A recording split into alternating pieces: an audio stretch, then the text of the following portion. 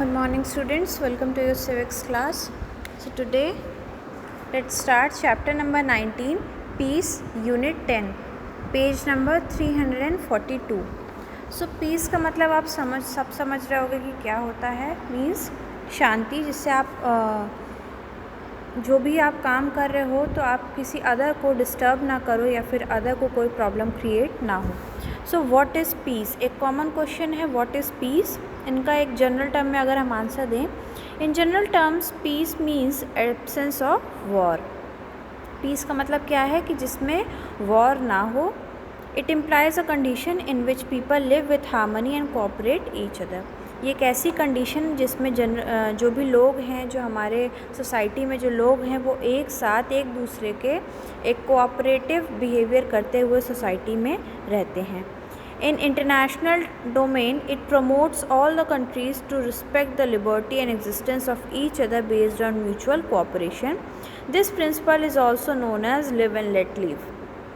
जैसे इंग्लिश में एक फ्रेज़ यूज़ करते हैं लिव एंड लेट लिव, सो वो पीस के लिए एक परफेक्टली सूटेबल है. कि एक पीस का मतलब क्या है कि आप खुद भी अच्छे से रहो और अदर को भी, जो अदर पर्सन्स हैं आपके सोसाइटी में, फैमिली में या फिर आपके नेशन और कंट्री में, उनको भी आप अच्छे से रहने दो.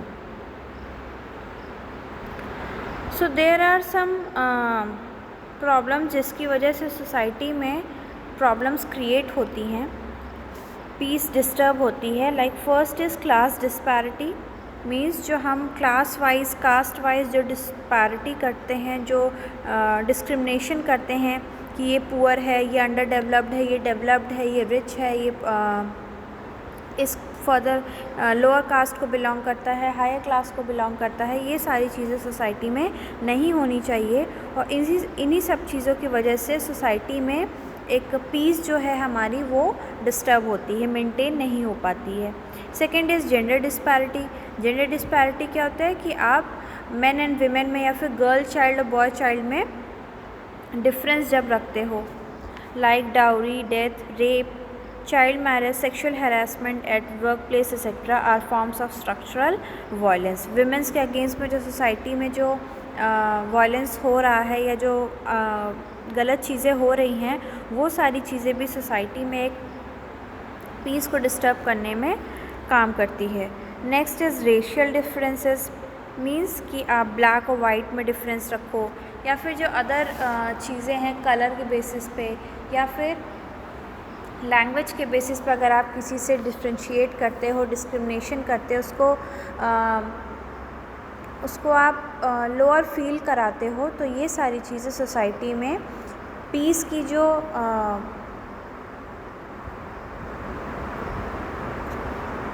एनवायरनमेंट है उसको डिस्टर्ब करती है, उसको पीसफुली क्रिएट नहीं होने देती है.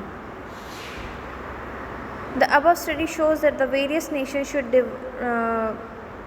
should devise a strong peace policy and act accordingly under the following ways.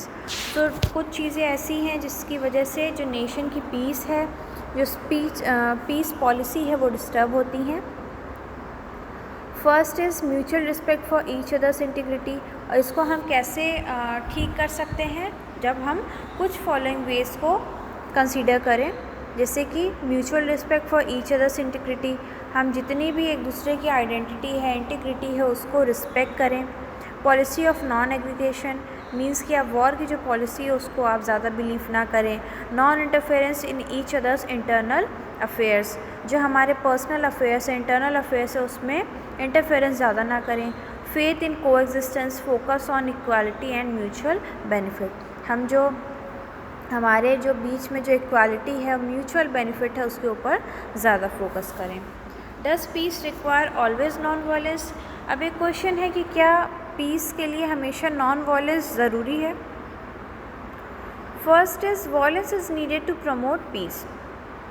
इसके फेवर में दो पॉइंट्स आएंगे. First is violence is needed to promote peace. Violence जो है कई बार ज़रूरी भी हो जाता है पीस को मेंटेन करने में. Like, international law has given each country the right to self-protection against aggregation of other country. According to it, each state is always ready to promote protect itself against armed attack and to put a check on armed attack, each whether weak or strong has to report to violence। कि अगर किसी country में international law के according अगर किसी country के पास right to self protection का right होता है कि अगर कोई कंट्री उनके ऊपर आर्म अटैक कर रही है या फिर वो उनको पता चलता है कि कोई आर्म अटैक होने वाला है, चाहे वो वीक हो या स्ट्रॉन्ग हो, तो वो वायलेंस के अगेंस्ट में रिपोर्ट कर सकते हैं, रिजॉर्ट कर सकते हैं और या वो खुद भी वायलेंस के थ्रू उसका जवाब दे सकते हैं। सो अपनी कंट्री की पीस को मेंटेन करने के लिए कई बार वायलेंस ज़रूरी होता है। And second is violence is not needed to promote peace. और कई बार ऐसा होता है कि वायलेंस ज़रूरी नहीं होता है पीस को प्रमोट करने के लिए। जैसे आप कभी कोई एक टॉपिक पे आपको कंपटीशन में रहता है कि आप उसके फेवर में भी बोलते हो और आप उसके अगेंस्ट में भी बोलते हो, वैसे ही पीस भी है। कई बार ऐसा होता है कि नॉन वायलेंस ज़रूरी भी होता है पीस मेंटेन करने के लिए और कई बार नॉन वायलेंस की ज़रूरत नहीं होती है, वायलेंस की ज़रूरत नहीं होती है पीस को मेंटेन करने के लिए। First is fear of armament and anarchy. Means कि जो कई बार ऐसा ज़रूरी नहीं है कि आप हर बार जो है आर्म्स और वेपन्स लेकर के ही रेडी रहो या आर्म्स एंड वेपन्स लेकर के ही आप हमेशा रिस्क में रहो कि कहीं वॉर हो या कहीं डेंजर हो, तो ये सारी चीज़ें हमेशा हमारे पास रहें। वायलेंस हर बार ज़रूरी नहीं है, कई बार सिर्फ बात करने से या कई बार सिर्फ कोई एक म्यूचुअल डिसीजन लेने से भी चीज़ें सॉल्व हो सकती हैं। Second is new form of weapons. कई बार ऐसा होता है कि अलग अलग वेपन्स आते रहते हैं तो उनको ट्राई करने के लिए भी ज़रूरी नहीं है। Everything that man has built in the course of the last several centuries, his culture, artefacts and civilisational achievements may disappear in the wink of an eye if a nuclear holocaust is unleashed. जैसे हमारा nuclear weapon है, अगर human being ने उसे बनाया है तो ज़रूरी नहीं कि बनाया है तो उसको टेस्ट भी किया जाए, क्योंकि अगर उसको टेस्ट किया गया तो पूरी सिविलाइजेशन या पूरा जहाँ पे भी सोसाइटी है या कंट्री है वो पूरी की पूरी ख़त्म हो सकती है। Third is UNO urges for piece. जो यूनाइटेड नेशन ऑर्गेनाइजेशन है उन्होंने अपने कुछ आर्टिकल्स में उनके जो कॉन्स्टिट्यूशन है या वहाँ की जो गवर्नमेंट है कुछ आर्टिकल्स के थ्रू पीस को मेंटेन करने के लिए भी कुछ मेजर्स निकाले हैं। Next is under what conditions is war justify. ऐसी कौन कौन सी कंडीशन है जिसमें अगर वॉर होती है तो उसको हम जस्टिफाइड बोल सकते हैं, मीन्स कि ये ज़रूरी थी पीस को मेंटेन करने के लिए। सो कौन कौन सी कंडीशन है? पहली हो जाएगी आपकी सेल्फ डिफेंस, जिसमें आप सेल्फ डिफेंस कर सको, खुद को बचाने के लिए अगर आपको कहीं वॉर या फिर कोई फ़ाइट करनी पड़े तो वो जस्टिफाई होगी। उसको हम ये नहीं बोल सकते हैं कि आपने पीस को डिस्टर्ब किया, वो आप सेल्फ डिफेंस में वो चीज़ कर रहे हो, so that is justified. Second is enemy of the signatories of the charter. Under Article 10 of UN Charter, war against member will not be illegal. Under Article 10 में अगर कोई चार्टर वॉर होती है उसमें अगेंस्ट जो मेंबर्स होते हैं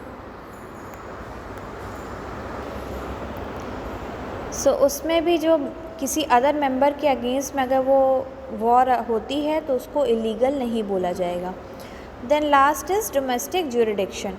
If the Security Council, which is an important organ, takes decision, the state on logic of internal discord or dissensions can start equal action.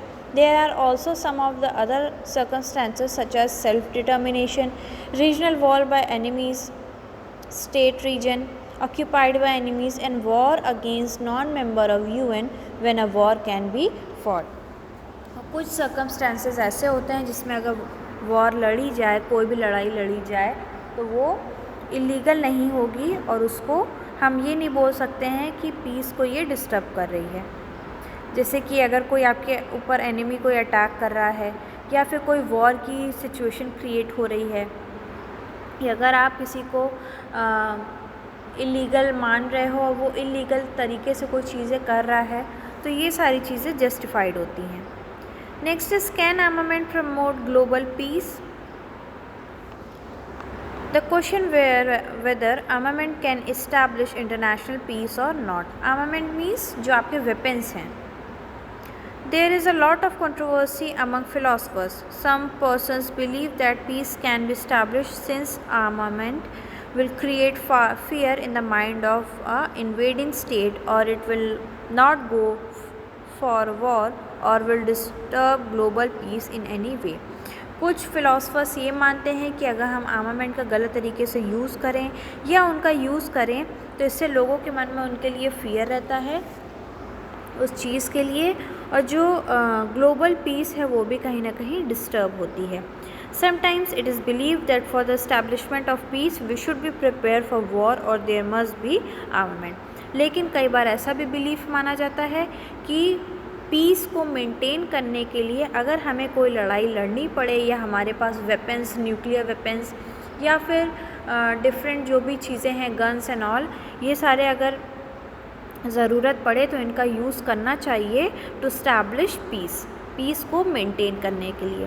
This means that all the countries should expand their military power. इसका मतलब ये है कि सारी ही countries को उनकी जो military power है उनको एक्सपैंड करना चाहिए और स्ट्रॉन्ग करना चाहिए कि हम टेररिज्म के अगेंस्ट में या फिर जो अगर कोई कंट्री हमारे ऊपर अटैक कर रही है या फिर कोई ऐसी सिचुएशन हो रही है जिसमें हमें डर है किसी चीज़ का कि कोई हमें अटैक करके ख़त्म ना कर दे या फिर हमारे कंट्री को या हमारे जगह को कोई हार्म ना करे, नुकसान ना पहुंचाए, इन सारी चीज़ों के लिए भी कई बार वेपन्स एंड आर्मामेंट ज़रूरी होते हैं.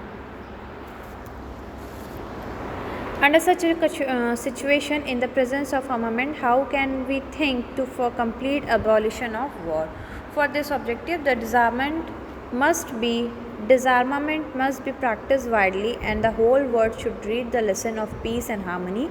Only then global peace may become a reality.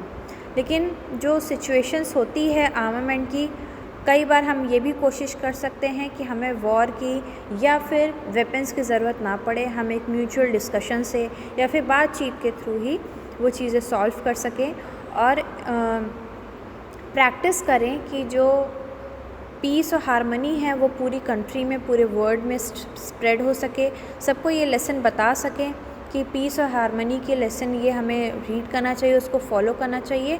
तभी हमारी जो ग्लोबल पीस है वो रियलिटी में कन्वर्ट हो सकती है और रियलिटी में हो सकती है. ओके, सो ये आपका था चैप्टर पीस, कंप्लीट हो गया है टुडे.